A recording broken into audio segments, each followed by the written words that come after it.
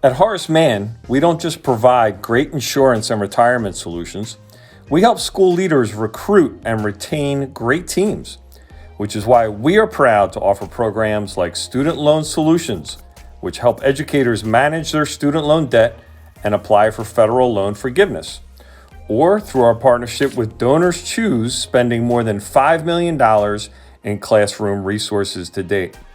We can also help your team learn ways to gain confidence in financial wellness, foster student attendance, and navigate the state retirement system, all at no cost to you or your employee. It's part of our commitment to give back to the profession that sustains us and something that makes Horace Mann your partner in education. Continue the conversation with your local agent or visit schools.horacemann.com. All right. Hello, friends and colleagues. This is John Ross, principal of the PA Principals Association, coming to you with my monthly President's Corner video. I have an outstanding, great guest, super excited gentleman that I've had the pleasure to get to know over the course of the last year, and who's now going to be joining our board of directors in a new position for him, and something that we're excited about as a board to offer to our members. So Richard Gordon is a principal in the city of Philadelphia, and I'm just going to start with like the big picture, the big highlight. Many of you recognize Richard as the 2021 National Principal of the Year, and we're so proud to have him representing Pennsylvania as the National Principal of the Year. I got to tell you, since that happened, Richard, I feel like every time I turn on the TV, I see you. So I don't know if that's intentional or if it's just karma that it's happening that way.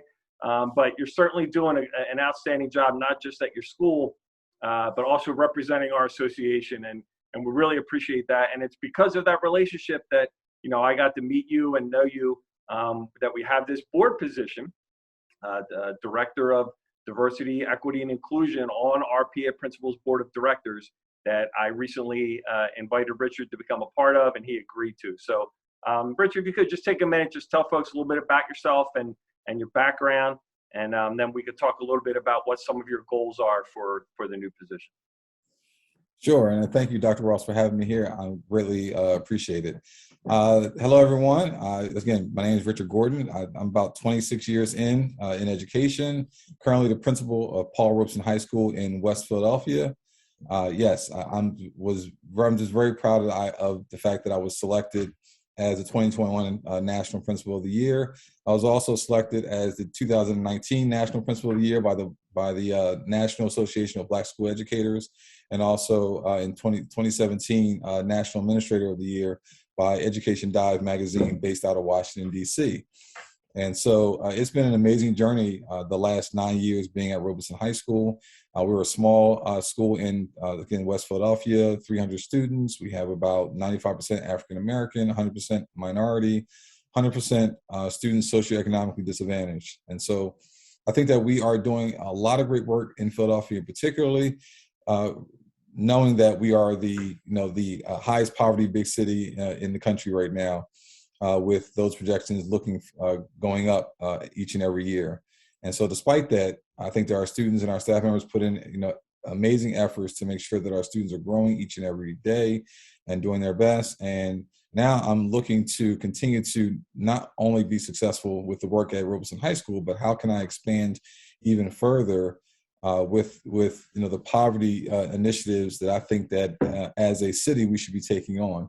And so my hopes is that being a part of the board of directors in this position of diversity, equity initiatives is just an opportunity to be able to expand my thinking, to be able to get a sense of what are some of the issues that are happening across the state, and to figure out how in any possible way that my professional experiences can be of any support to anyone who is struggling with some of the issues that many of us are probably struggling with throughout the entire state. And I'm hoping to look at this as also new learning for myself as well. That's great. So, right before COVID hit, and I was going to try to do my best not to say COVID during this conversation, but it's kind of unavoidable right now. We talked a little bit before we started recording about, our lives right now. But, right before COVID hit, I started to feel, as somebody who's been a principal now for 20 plus years, I started to feel like we were getting some momentum in the areas of DEI, that more and more districts were starting to recognize the importance of it, that they were creating positions dedicated to it, even in some districts, including my own. And one of the many, unfortunate things that's happened is, understandably, a lot of those efforts have kind of taken a back seat over the last 2 years. And now I think the timing is great, because now I think it's starting to get picked up again. I think now people are starting to realize, not only was it an important thing pre-COVID, but in a post-COVID world where a significant number of diverse student populations were impacted even more than Caucasian students. That is super, super important. Like, not that we needed to reinforce it, but that we really, really need to put a focus on. We're spending a lot of time talking about catching up and the learning gap and everything that created by COVID. And my concern as a school leader, and I think many other school leaders might have, is that, do we think COVID exacerbated that problem, that there already was, a learning gap in many of our schools, and that this didn't help? So I guess my question and my point to you is, what, with all of that in mind and coming into this position, what are you thinking? Where are you coming from? What are you excited about, the opportunities that you might have, and things that you can help your fellow principals in Pennsylvania? Well, I think that you're right. I think that COVID did exacerbate a lot of the highlights around the learning gaps, and it really highlighted a lot of the the historical sense of what's happening. Because, and again, as far as my experience in Philadelphia, one of the conversations that I continue to have is that, yes, it highlights the issue of today, but I wanted to highlight that this problem has been building for at least the last 50 years. And I have these conversations with my own executive leaders to show the context in which, how our school got to this very point by tracking data points throughout the entire system. And how does our school fit in that context, and how does that context fit in our school district's history? And so I think that highlight also has really started to really focus in a lot of attention on the idea of what exactly is underrepresented groups, and making sure that each of the voices within those groups are being heard. I was telling the story about how I have a friend of mine here in Philadelphia who does amazing work in diversity and equity in the corporate world. And so he runs a training program, and I was able to run through his training program. And when you came to me, Dr. Ross, about this opportunity, so I was very excited about it, because, again, I wanted to continue to expand my own professional experiences just beyond Philadelphia, but at the same time figure out how to be of support to fellow principals. And what I learned was that, even in my experience over the last 25, 26 years, I recognize also that learning gap even affects me.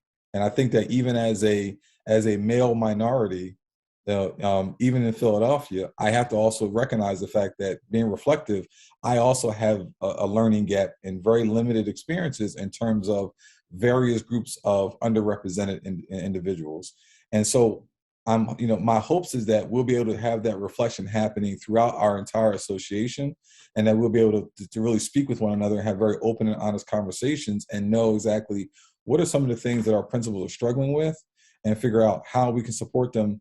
But we have to start listening to them and understand what their experiences are. I can't come to certain communities and come with only the experience of dealing with situations of diversity and equity issues from this experience of poverty and race alone. There are other issues when it comes to gender, sexual identity, so a number of areas that have to be addressed in terms of what our principals are experiencing. And I'm hoping that not only that this will be an opportunity, being in this position, to listen, but also be able to garner resources in the metro areas, in Harrisburg, or wherever I can support principals, to be able to have these open conversations and be honest, not just with ourselves, but also with our executive leadership, and also with our respective communities at large. So, and my goal as president in having you in this position, I envision us at some point becoming a resource for principals who are looking to do this work. Because as much as what I was saying earlier is true, there are a lot of districts where this just isn't on the radar right now. You know, maybe they're smaller and they don't have the ability to have a person who's spearheading it. Maybe it's just not something that's a community focus right now. So I do feel like there's an awful lot of our colleagues that might be doing this work alone in their school and in their district. So do you have like tips or ideas or advice of just like a place to start? You know, what if I was a principal in a school where that kind of fit that description I just gave, and I'm recognizing, you know, I really need to try to find a way to reach my diverse population more. What advice would you give a building principal who's kind of trying to explore this work on their own and kind of starting out?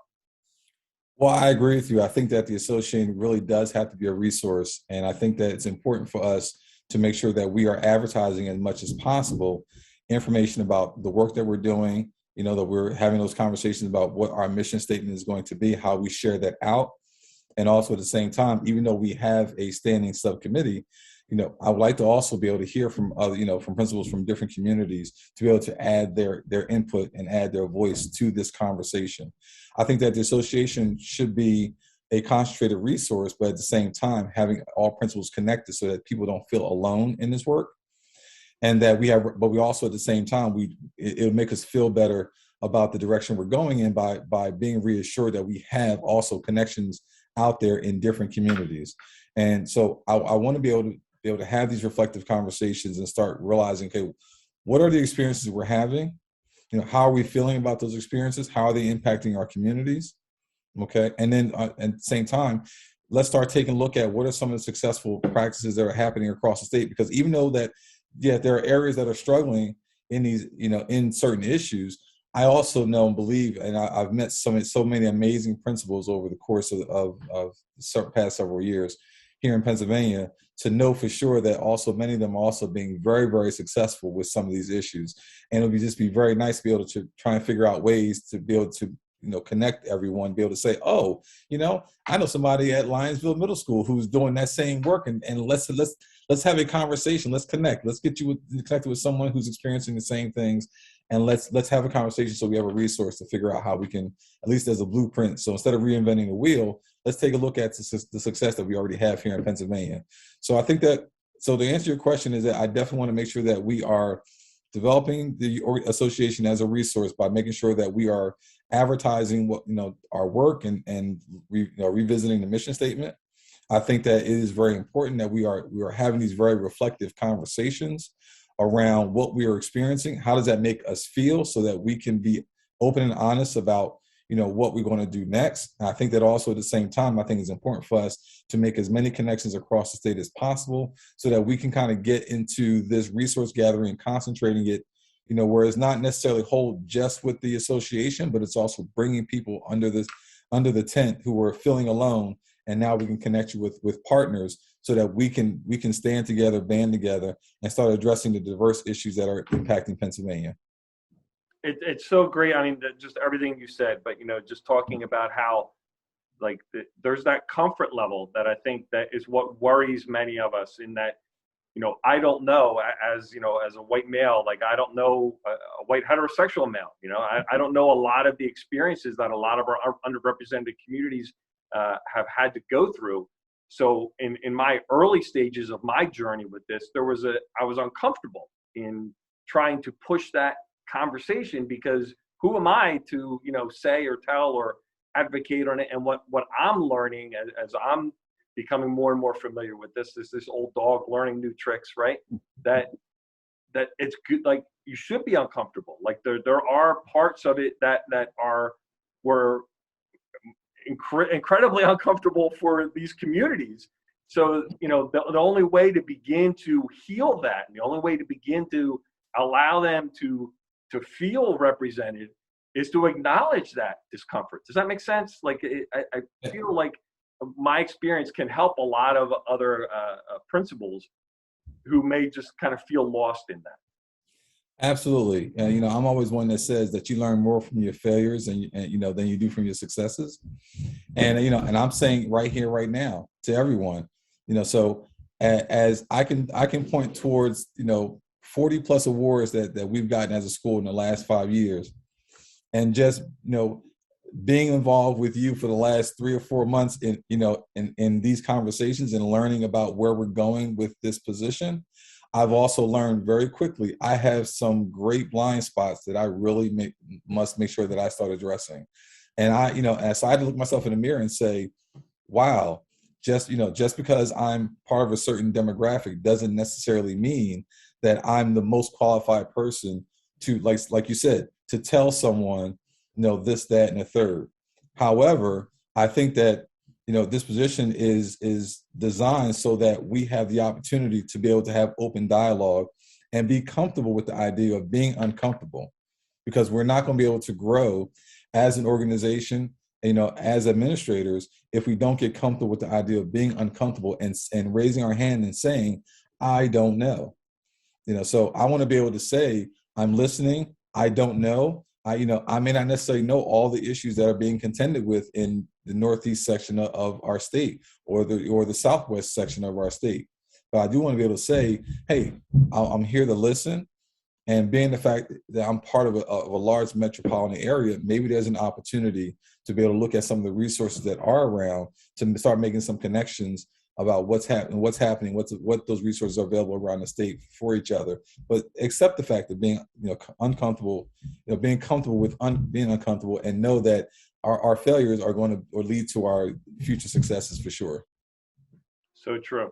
So true. All right. Well, I appreciate your time, my friend. I know you got another meeting you need to jump into. I just would encourage folks to just stay tuned. I know we're having a board meeting coming up in the near future.